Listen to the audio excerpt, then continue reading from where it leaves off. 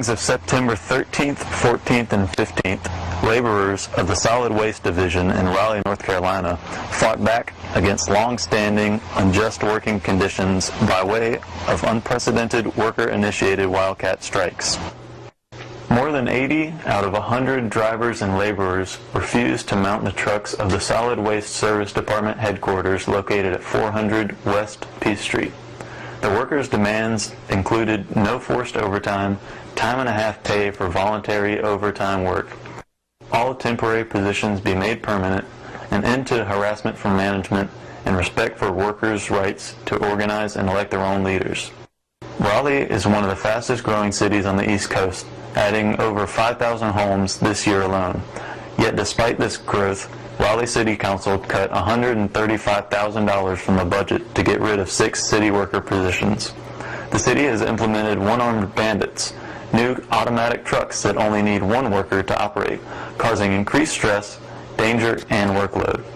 In addition, in July, 32 extra tons of recyclable waste was collected as 7 new items were added to the list of recyclable materials. We can't grow if you don't let us grow. Raleigh grow, and we know that we expanded out. We are doing Durham County. We're out in Raleigh. We're out to parts of Roseville. We're out in parts of Cary. We cover those areas.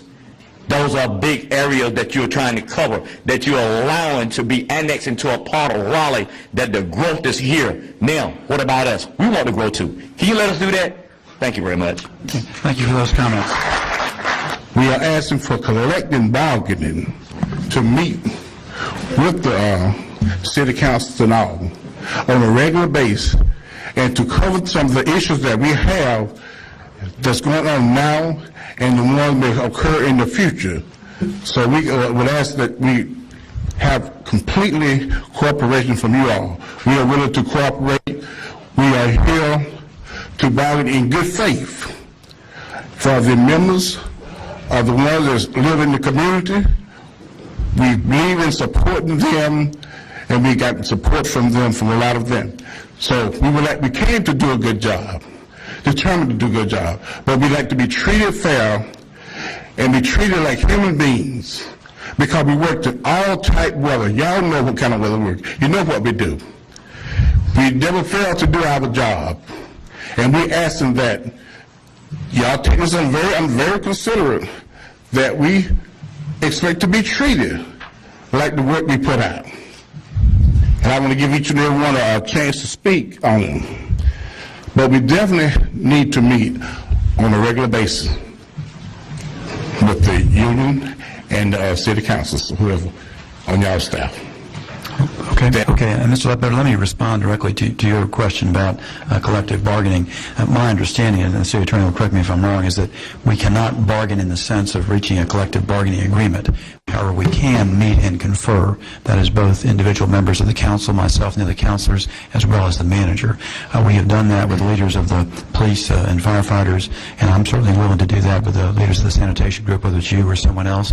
I know the manager's available to meet with you, and I suspect the other councilors are as well. So we can meet and confer in that sense and talk with you about the issues and try to get them resolved. Sure. I would like to say too that with all of the complaints that routinely come in my emails and phone conversations about our garbage service, a vast majority of the people who are complaining are also complimenting the quality of our solid waste service employees. So it's obvious here that we have good people who are doing a very difficult job, and I would like to assure everyone that it's the consensus of this council that we're going to take good care of those people. Well, thank you, Mr. Craven. UE Local 150, the North Carolina Public Sector Workers Union, represents workers in 4 areas: Department of Health and Human Services, the University of North Carolina System, city workers, and private workers in auto and aerospace in eastern North Carolina. UE 150 has been meeting with Raleigh sanitation workers for over a year and has been organizing public sector workers since 1996. On Thursday, September 14th, more than half of the solid waste workforce attended the UE 150 union meeting at the Fruit of Labor Cultural Center in Raleigh, where they voted, signed up and took an oath to join and build the union. We'll keep recruiting. Tonight, they voted to form a union and had enough people attending tonight's meeting to establish a charter for a local. Workers have been working like horses, been feeding them like chickens. Now has a list of grievances it wants addressed, including no forced overtime. They want to work no more than 10 hours a day. A law passed in 1959, NC General Statute 9598, makes it illegal for the state, counties, cities, or any other political subdivisions of the state to enter into contracts or agreements with any labor unions or other bargaining agents.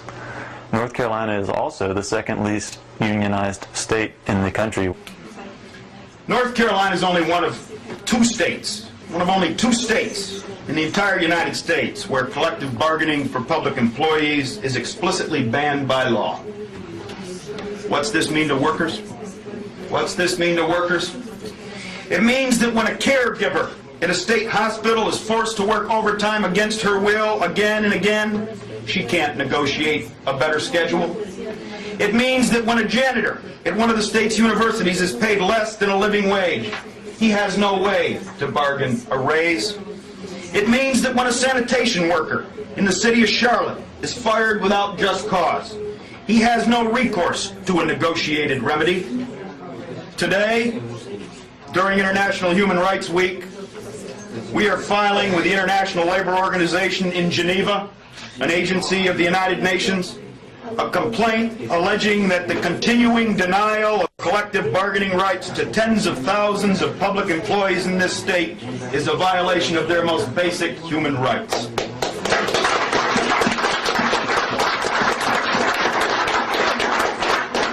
This formal legal complaint, and we have copies here for the media and for our key allies in the labor movement. This complaint will be transmitted today to the ILO's Committee on the Freedom of Association. We are asking for an official investigation and ultimately for a finding that North Carolina fails to meet internationally recognized standards for workers' rights.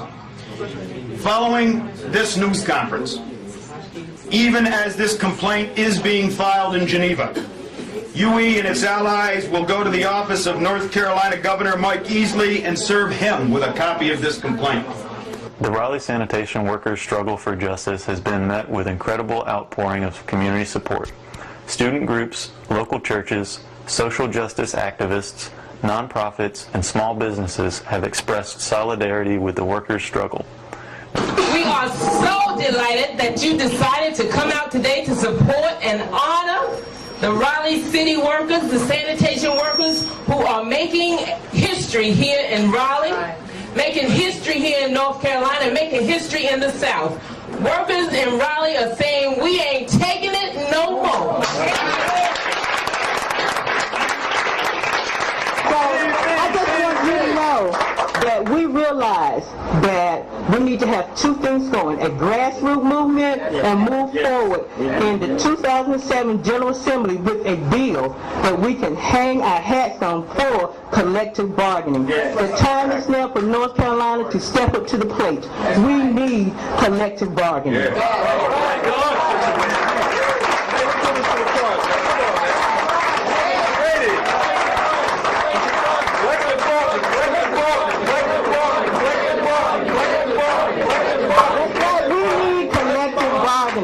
This is very important in North Carolina. We need to move forward because workers deserve the right to have collective bargaining. And without collective bargaining, remember, North Carolina is not a state that accepts collective bargaining. Collective bargaining is illegal in the state of North Carolina. So we must move forward with collective bargaining.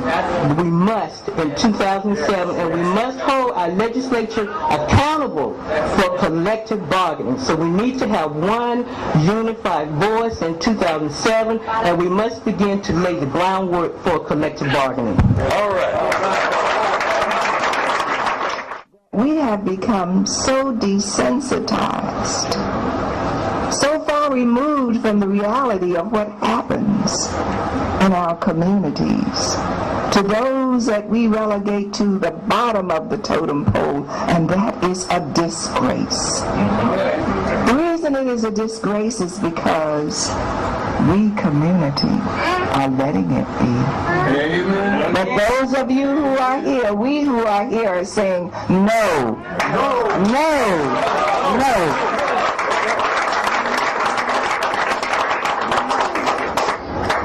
When we had our sanitation workers on our talk show on WSHA last Saturday and Saturday before last, they shared with the community, 40,000 people listened to our station across this state. And they shared with the community something the community knew it needed to hear. And what we heard was that we have a director who's making $93,000 a year. How much? $93,000 per year. We have an assistant manager who is making $140,000 per year. How much? $140,000 per year annual salary. And a manager who is making $193,000 a year. But our workers are only making $20,000 per year. How much? $20,000 per year. If, the brother said, if they make 20. This is a disgrace to the capital city of a state. Because the capital city is supposed to be that one that gives leadership to the other cities in that given state. So when we look at what this city is doing, and don't tell me we don't have ownership in it, this is our capital city.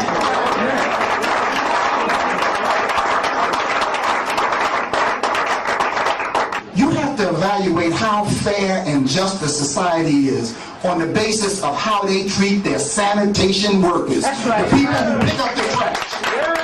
That should be the bottom line.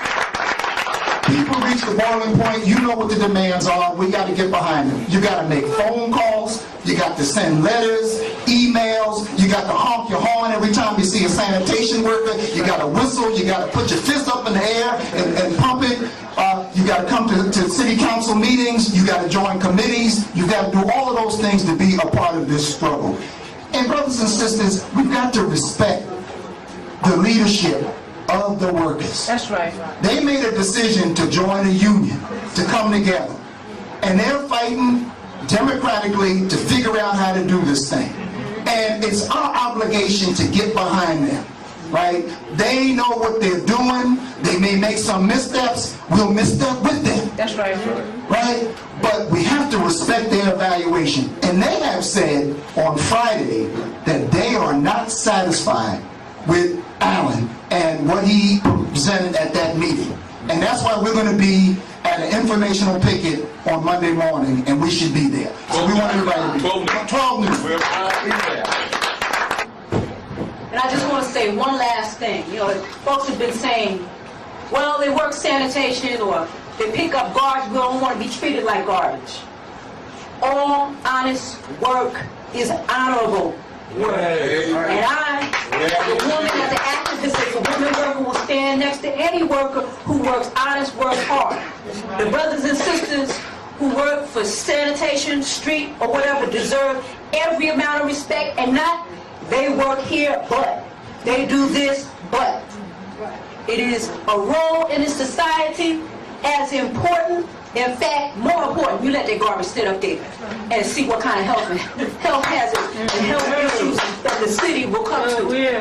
There's a decent, it is a dignified role. It is a role of respect and an important place in this society, and we stand with, behind, next to you, and for you. Thank you.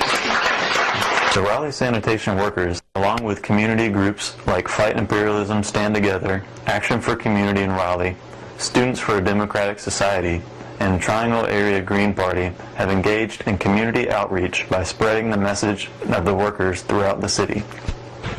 Hang up, Raleigh! Workers' rights are human rights. Justice for sanitation workers and all city workers. Call the mayor and city council and support the sanitation workers' demands. Pay up, Raleigh. Workers' rights are human rights. Justice for sanitation workers and all city workers. Call the mayor and city council. Pay up, Raleigh. Workers' rights are human rights. Justice for city workers and sanitation workers. On Monday, September 25th, Raleigh solid waste workers launched a picket in front of City Hall. Respect! Respect! What you want? Respect! What you want? Respect! Respect! Respect! Respect! Respect! When you want it? Now! When you want it? Now! When you want it? Now! When you want it? Now! When you want it? Now! When you want it? Now! When you want it? Now! When you want it? Now! When you want it? Now! When you want it? Now! When you want it? Now! When do we want it? Now! When do we want it? When do we want it? Now! What do we want? When do we want it? Now! What do we want? When do we want it? Now! What do we want? When do we want it? Now! What do we want? When do we want it? Now! What do we want? What do we want it? Now! What do we want? What do we want?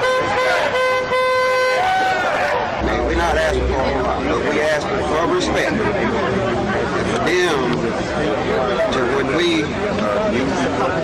make a choice of working overtime, pay them for it. Again, I want to reiterate what Brother Dennis State said, that we thank all the community folks and particularly the workers who have taken this courageous stand, but we will be having a community meeting of community supporters. Y'all know we got to build a community labor support movement, and we'll be having meetings, a summit, a conference, because we want your input. You too work somewhere, and you know other public service workers. So this summit or this conference, this speak out is going to be very important. I want to give you a phone number, and if you can write it down, if you call this number, it will give you updates and where we are in this struggle. The number is 876-7187. And when you call that number, this weekend, it will give you an update when the next community labor support meeting is going to be, as we try to organize a labor summit and conference on the whole question of workers in our community being understaffed, overworked, and underpaid, and how we're going to support these sanitation workers. It is not lost upon our memory that in the winter and spring of 1968, the NAACP worked with Dr. Martin Luther King to secure better working conditions for sanitation workers in Memphis, Tennessee. Honoring and reflecting upon that heritage is why we stand here today with the Raleigh sanitation workers, and we're glad to see the mayor standing with them and being here today. Now, we are dismayed to learn that for too many years, the city of Raleigh has fostered a work environment that has failed to adequately compensate workers for overtime, routinely sent out crews short-handed, and once aware of these and other abuses, has failed to take swift action. Even now, following the meeting with city officials on September the 22nd, there are still issues that remain unresolved, but it doesn't have to remain that way. We love our state, we love our state capital, and we desire to see this state lead in justice and in fairness. The NAACP believes in working families having dignity and fair playing field. We supported increasing the minimum wage because we believe this.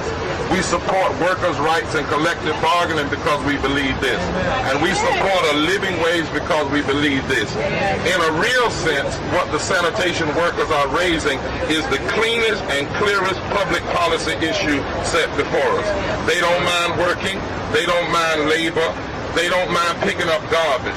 They are simply saying, don't treat us as garbage and don't treat us as expendable. This is the moral issue. That's right. Their work is skilled work. Their work is hazardous work. Their work is important work. And it must be dignified with decency in wages and in compensation. Also, that we're making preparations to follow up with the mayor in terms of the meeting tomorrow. For folks in the community that have turned out, you're providing the inspiration to this fight. There's all one fight. As Reverend Barber said today, despite the continuation of the freedom struggle that Dr. King was involved in Memphis in '68, we're going to continue this fight until we win. Particularly, we need everybody's support at next Tuesday's council meeting. Let's put that on our calendars for next week. But particularly, again, thank you. That's from the heart for all of you that came out today. Two sides, two arguments today in Raleigh's sanitation labor dispute. Workers complain of poor working conditions, pay, and overtime issues. Today they made a call for support from the community. The city manager says he is doing his part and taking steps to fix the problems.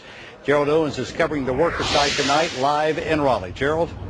David, this was a carefully orchestrated media event today where workers reiterated their demands with some coaching from union leaders. They said in general the public supports them on this. In fact, to make sure that they do, they've launched their own public relations campaign of sorts, leading up to a very important meeting with city leaders on Friday.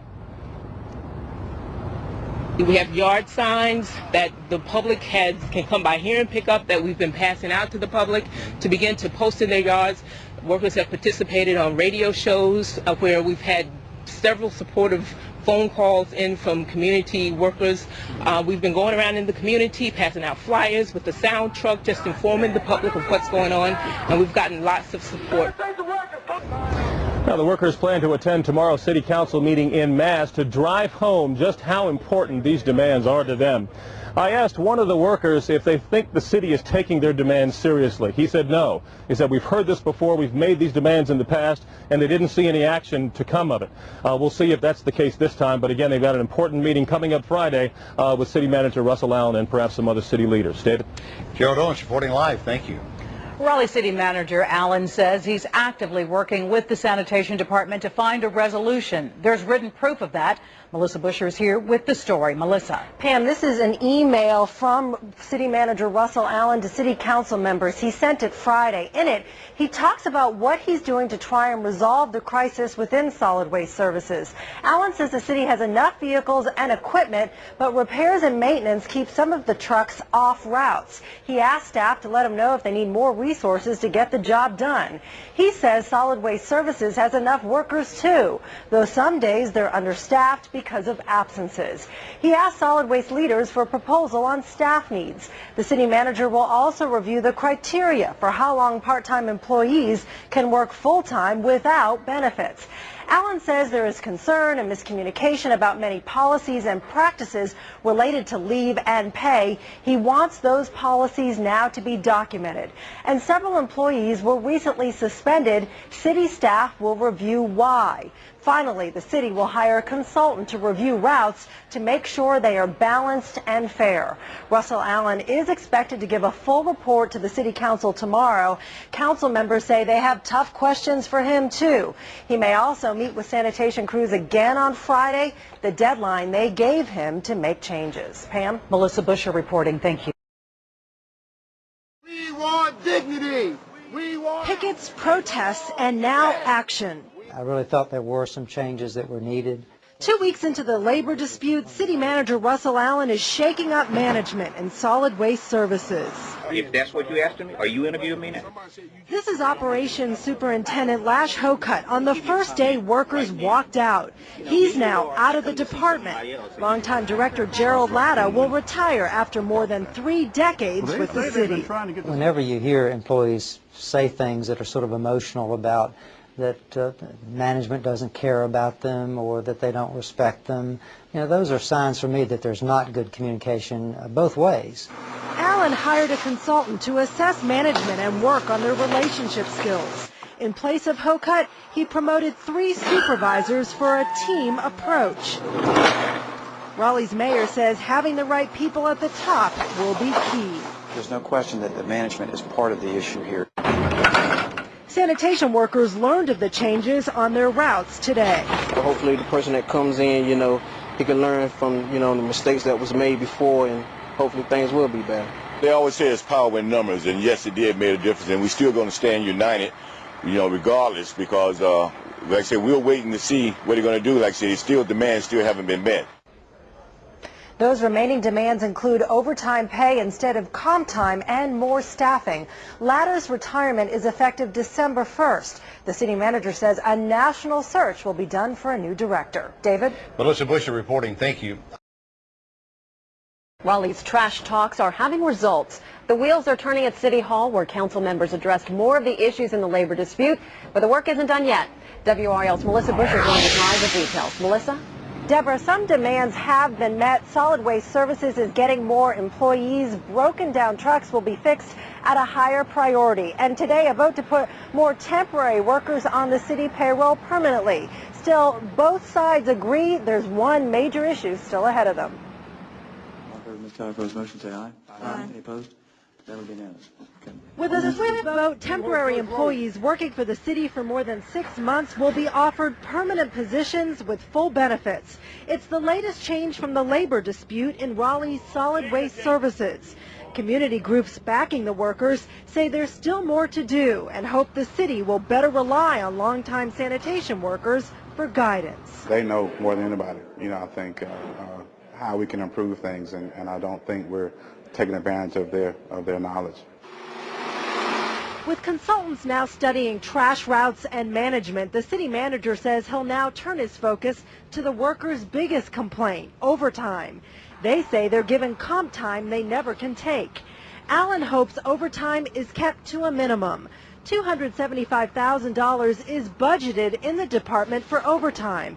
Allen says overtime occurred during the old backyard service too. He blames the most recent extra hours on the expansion of recycling. The city is just growing so rapidly, it's hard to keep up with all of that, and I think that's a part of our underestimate of staffing and equipment.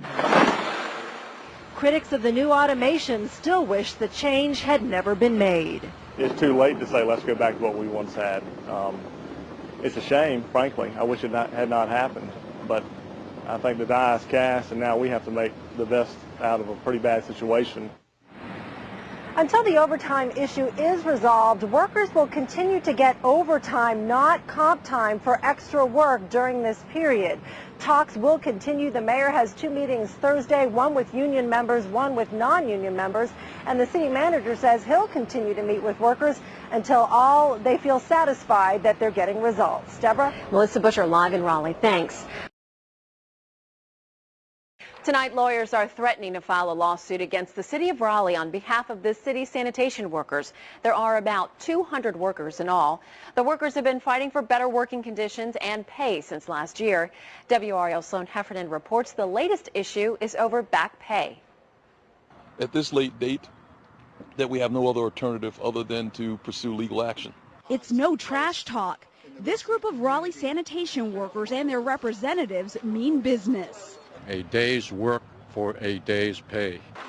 Sanitation workers say the city owes them money for overtime work. Instead of getting paid, they got time off. City officials say it happened because there wasn't enough money in the budget to cover OT. But the city manager says they made it up to workers last week by paying them what was owed. We have 80% of our employees that think what we've done is fair. But some sanitation workers say the city's bookkeeping is off. We do have documentation of our records and timekeeping. We do have timekeeping for employees. We always have for all employees, and we do in solid waste services as well. But some sanitation workers say they are owed more hours. However, they don't have the documentation to prove it. We are gathering as best as we can from people's memories the exact amount, but it will be thousands of dollars to each individual. It's a dispute that will likely go from the curbside to the courtroom. Sloan Heffernan, WRAL News, Raleigh. The city manager says sanitation workers were owed on average about 20 hours of overtime, totaling about $45,000. The checks were handed out to approximately 200 sanitation workers